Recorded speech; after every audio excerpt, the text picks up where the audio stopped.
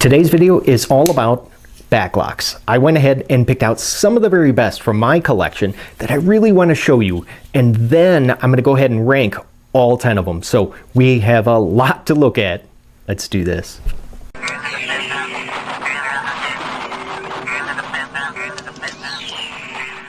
Hey, how you doing? If this is your first time here, my name is Jay. Welcome to the channel, and consider now clicking on that subscribe if you're looking for knife reviews that get right to the point.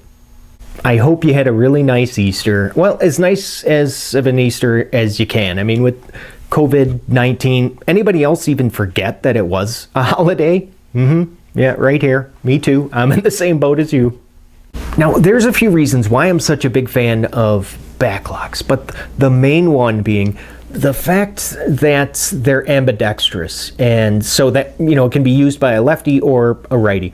It doesn't matter. And as a disabled individual myself, you know, I got one good hand, so my favorite ones are going to be the backlocks that can be operated one-handed. It's very, very important to me. And every knife that I'm going to show you here today, I will be sure, and there will be a link to Amazon down in the description below, just in case you see anything that you like. Starting with number 10 is going to be the K-Bar Dozier. Now, this is a very popular knife, and for good reason, so I'm not going to spend a lot of time on it. But I will say, what I like is that they're cheap, they're lightweight, and they're available in just about any possible color you can think of.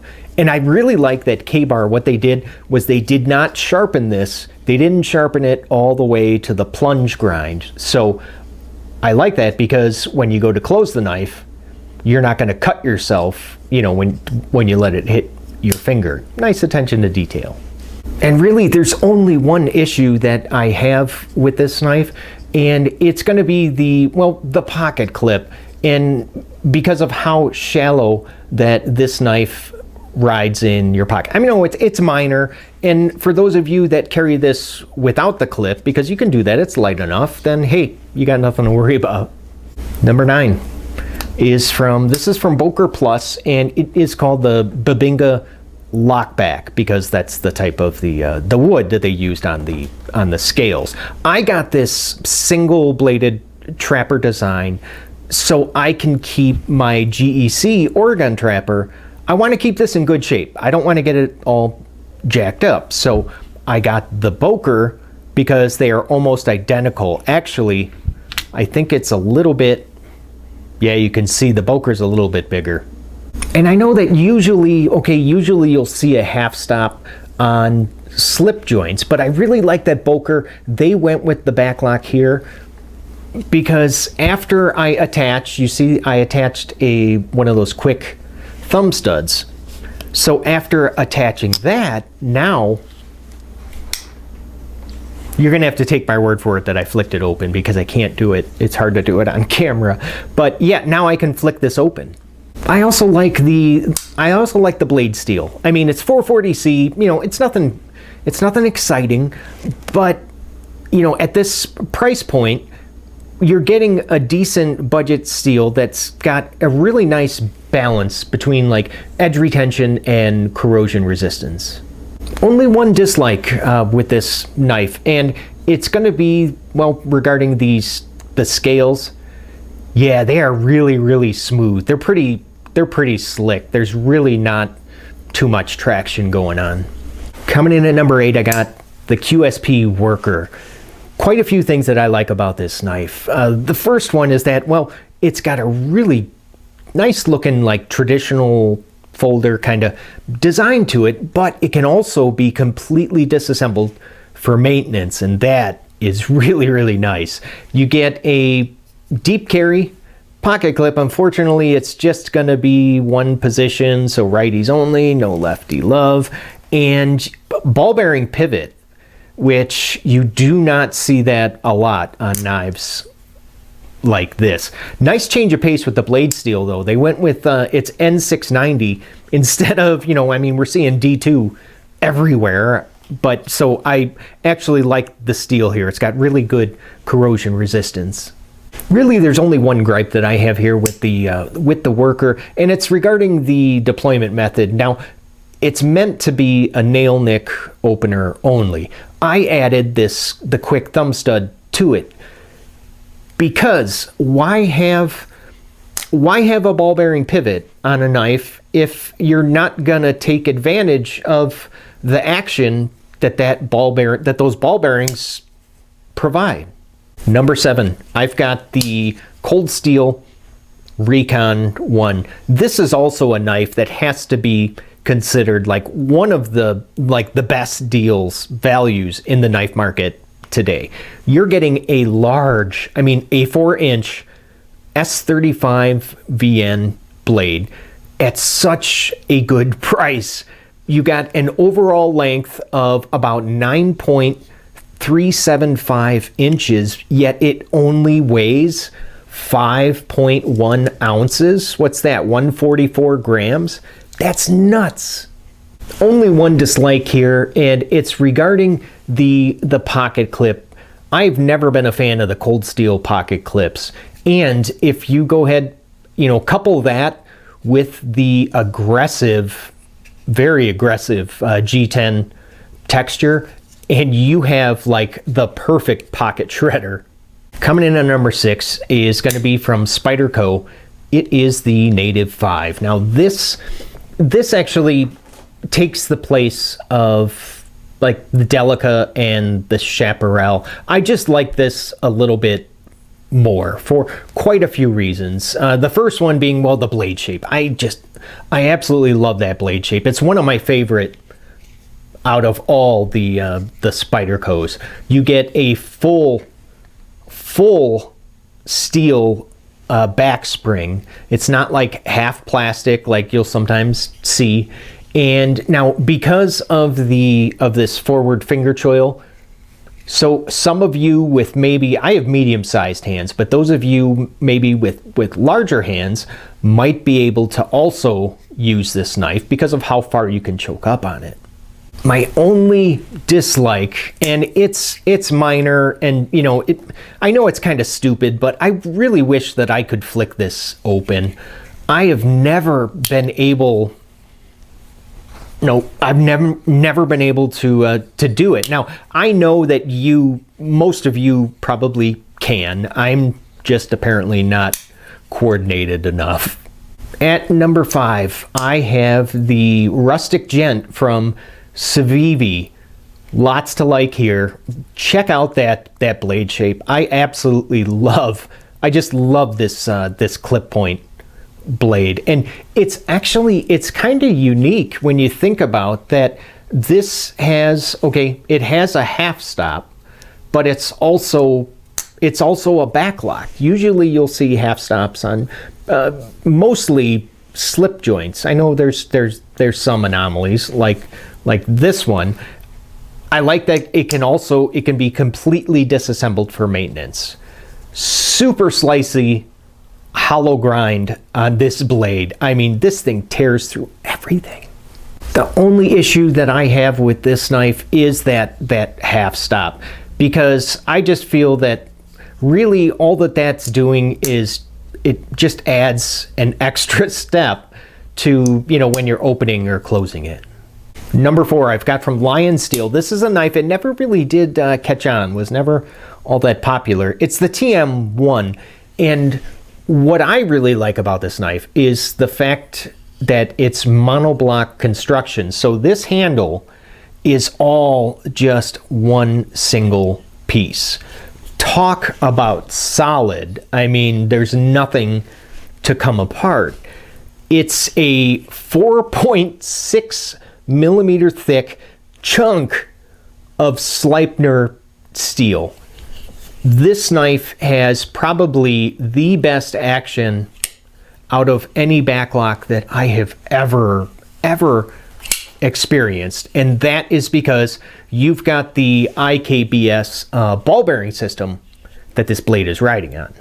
My biggest gripe with the TM1 is gonna be that pocket clip. Now I do like shorter pocket clips. I like when they take up less than 50% of the handle, But this one takes it to a whole nother level. I mean, look at that little tiny clip.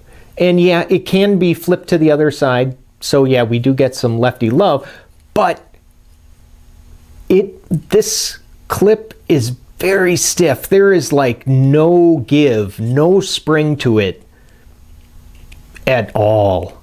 And that can make putting it in and out of the pocket really difficult.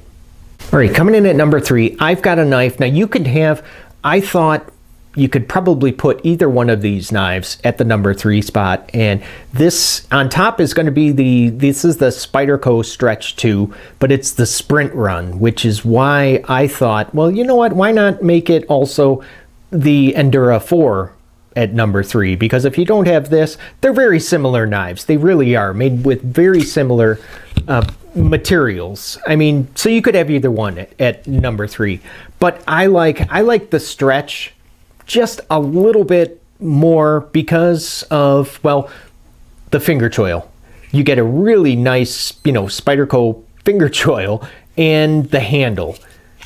Check out that handle. Yeah, it's a comfortable handle, and it just really feels very hand-filling. Unlike the Endura, so you see mine has a forward finger choil on it, but that's because I went ahead and put one in with my Dremel. My one dislike of the Stretch is going to be, well, regarding the price, because I think that it's really, really expensive considering the materials are the same as the Endura.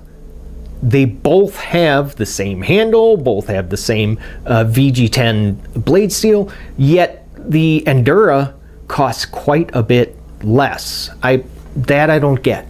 Now, number 2 is going to be the cold steel American Lawman. And just like the Recon one that I showed you just a couple minutes ago, this also remains like one of the best values in the knife market today. I mean, not only is it a good looking knife, but man, it is like versatile enough for just about any job. The G10 scales, I love how the traction is on these scales. It's like just the perfect amount, not too much and not too little.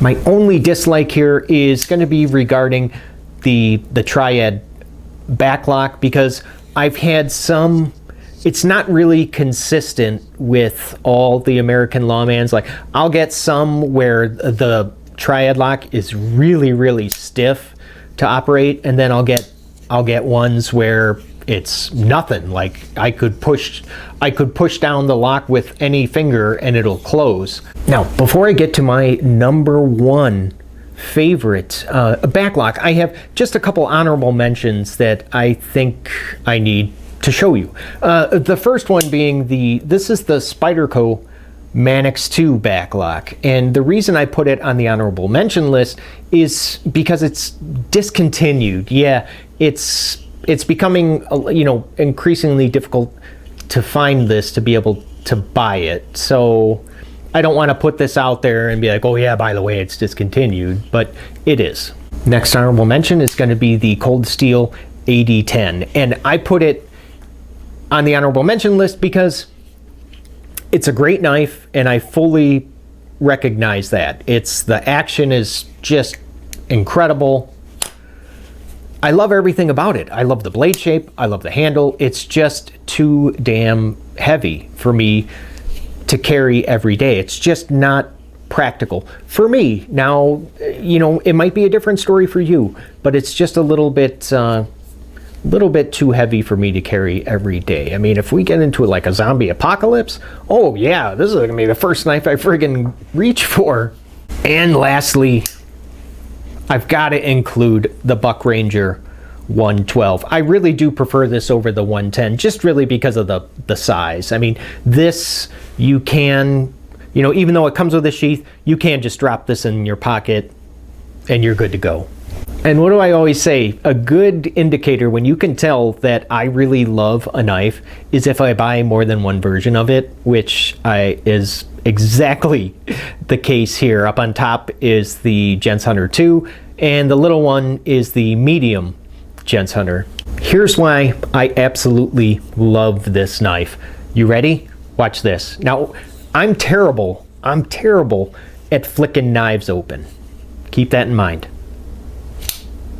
Did you see that? That's a backlock that requires no wrist whatsoever to deploy it. That's awesome. Unfortunately, I have, well, it's a good size gripe.